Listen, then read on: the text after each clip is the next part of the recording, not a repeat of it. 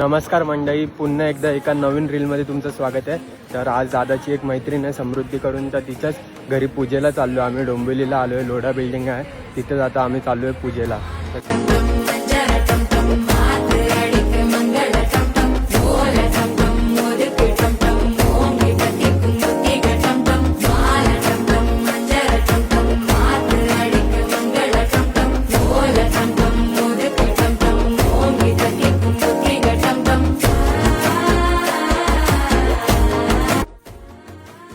झालं मस्त आणि जेवण वगैरे झालंय.